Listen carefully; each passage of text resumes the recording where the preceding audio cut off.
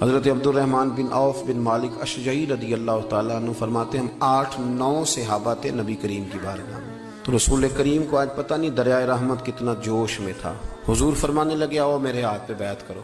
کیسا شاندار وہ ہاتھ ہوگا، اور کتنے وہ عظیم لوگ تھے جنہیں حضور نے خود کہا آ جاؤ میرے ہاتھ پہ بیعت کرو۔ تو حضرت عبدالرحمن بن عوف کہتے ہیں ہم نے عرض کی یا رسول اللہ ہم تو ایک بیعت کر چکے ہیں، مسلمان ہوئے تھے تو بیعت کی تھی۔ کہتے ہیں حضور خاموش ہو گئے، تھوڑی دیر کے بعد پھر فرمایا بیعت کرو۔ ایک شخص نے پھر عرض کی حضور ہم تو بیعت کر چکے ہیں۔ دوسری دفعہ یہ کہا نا تو اب ہم پریشان ہو گئے کہ یار حضور فرما رہے ہیں بیعت کرو تو ہمیں کیا ضرورت ہے یہ کہنے کی، کر چکے ہیں، جتنی دفعہ کہیں گے کر لیں گے۔ کہتے ہیں تیسری دفعہ سرکار نے نا پھر خاموش رہنے کے بعد فرمایا بیعت کرو۔ کہتے ہیں ہم نے ہاتھ آگے بڑھایا تو نبی پاک علیہ السلام نے فرمایا 3 باتوں میں بیعت کرو، ایک کسی کو اللہ کا شریک نہیں ٹھہراؤ گے، اور دوسرا تم نماز کی پابندی۔ فرماتے ہیں یہ باتیں حضور نے اونچی آواز میں کہیں، اور تیسرا فرمایا میرے ہاتھ پہ بیعت کرو، میرے ہاتھ پہ ہاتھ رکھ کے وعدہ کرو کہ کسی دنیا دار کے آگے ہاتھ نہیں پھیلاؤ۔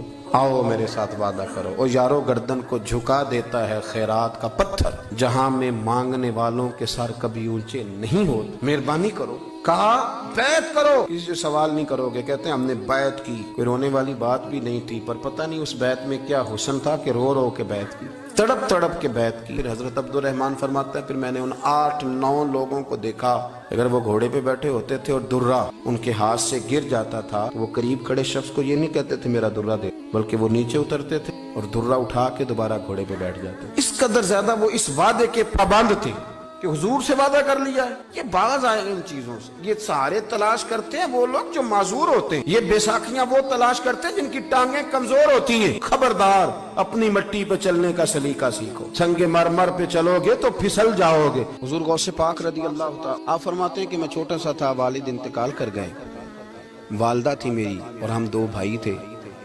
فرماتے ہیں بچے کھیلنے کے لیے نکلے تو میں بھی ان کے پیچھے کھیلنے نکل گیا۔ ایک بیل بچوں کے قابو آ گیا، تو بچوں کے قابو کو چیز آ جائے تو پھر وہ اس کا جو حال ہوتا ہے وہ تو ہمیں پتہ ہی، ہم سارے بچے رہ چکے ہیں۔ تو کہتے ہیں وہ بیل قابو آ گیا، کوئی اس کے کان چھیڑتا، کوئی اس کی دم چھیڑتا، کوئی اس کے سینگ چھیڑتا، کوئی کسی جگہ سے اسے تنگ کرتا۔ مختلف بچے اس کو نا دم سے پکڑ کے ہلاتے، بیل بھاگتا۔ حضور غوث پاک فرماتے ہیں میں بھی آگے بڑھا، اور میں نے جب اس کی دم پکڑ کے ہلائی تو بیل نے میری طرف منہ کیا اور کہنے لگا عبدالقادر تو نہ ایسے کر، بول کے کہنے لگا تو نہ ایسے کر، تجھے رب نے ان کاموں کے لیے پیدا نہیں فرمایا۔ آپ فرماتے مجھے اتنا خوف طاری ہوا، بیل کو بولتے دیکھا تھا پہلی دفعہ، بیل کو۔ اب میرے سنی کو بھی دلیلوں کی ضرورت ہوتی ہے، دلیل نہ دیں، کسی بزرگ کی بات سنائیں تو سنی بھی تھوڑا تھوڑا دائیں بائیں دیکھتا ہے۔ یہ شور ایسا ہوا ہے نا، پراپوگنڈا ایسا ہے۔ میں حدیث پاک سنا دیتا ہوں۔ رسول کریم صلی اللہ تعالیٰ علیہ وآلہ وسلم فرماتے ہیں ایک شخص نے بیل پہ سواری کر لی تھی۔ بیل سواری کے لیے نہیں پیدا کیا گیا، سواری کے لیے اونٹ ہیں، خچر ہیں، گھوڑے ہیں، گدھے ہیں، بیل کھیتی باڑی کے لیے۔ بیل نے سواری کر لی، اس شخص نے جب بیل پہ سواری کی تو بیل پیچھے مڑ کے دیکھنے لگا اور کہنے لگا یار تو بڑا بیوقوف ہے۔ بول کے بیل حضور کے زمانے میں کہنے لگا مجھے اللہ نے سواری کے لیے نہیں پیدا کیا، میرے سے وہ کام لے جس لیے میں پیدا کیا گیا ہوں۔ تو بندہ ڈر گیا، کہنے لگا بڑی حیرانگی والی بات نہیں کہ بیل بولتا ہے، تو بیل پھر بول پڑا۔ کہنے لگا اس سے بھی زیادہ حیرانگی والی بات ہے۔ اس نے کہا وہ کیا؟ کہنے لگے مدینے میں نبی پاک آ گئے ہیں اور تو نے ابھی تک کلمہ ہی نہیں پڑھا، یہ اس سے بھی زیادہ حیرانگی والی بات ہے۔ جامع المعجزات میں حدیث موجود ہے، حضور آ گئے اور تو نے کلمہ ہی نہیں پڑھا۔ وہ شخص کہتا ہے میں سر پٹ دوڑا، جب آ کے سامنے کھڑا ہوا تو حضور مسکرائے، فرمایا آجا پڑھ لے کلمہ، مجھے پتا ہے تجھے کس نے بھیجا ہے۔ تو بھائی اللہ چاہے تو بیل بول، چلیں ٹھیک۔ اب آپ تھوڑے سے راضی ہوئے ہیں بات سمجھ، اللہ آپ کو جزائے خیر عطا فرمائے۔ اللہ والوں کی باتیں مان لیا کریں۔ میں بڑی ذمہ داری سے کہتا ہوں رب کریم کے کوئی بندوں کی بات کتاب و سنت کے خلاف نہیں ہوتی، وہی تو کتاب و سنت آگے پہنچانے والے ہوتے ہیں۔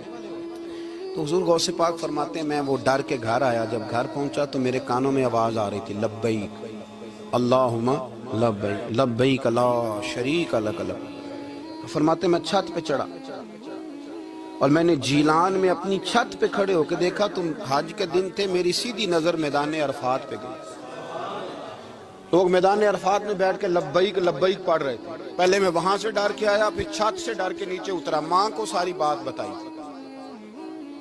تو کہتی ہے میری ماں کہنے لگی بیٹے جب تو پیدا ہونے والا تھا تو مجھے بڑی بشارتیں ملتی.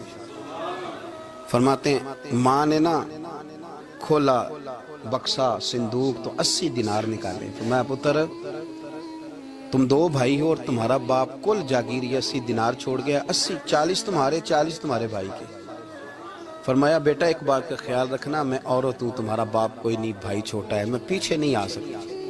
یہ 40 دینار لے جا جا بغداد چلا جا کے تعلیم حاصل کر. بیٹے میں پہنچ نہیں سکتی خیال رکھنا. غوث پاک فرماتے ہیں 12 سال میں نے تعلیم حاصل کی یارو میں نے پتے بھی کھائے اور خود آپ کا فرمان موجود ہے. فرماتے ہیں ایسی سختیاں بھی دیکھیں کہ پتھروں اور پہاڑوں پہ گزرتی تو شاید پگھل جاتے لیکن میں نے اپنے نبی کا دین پڑھا.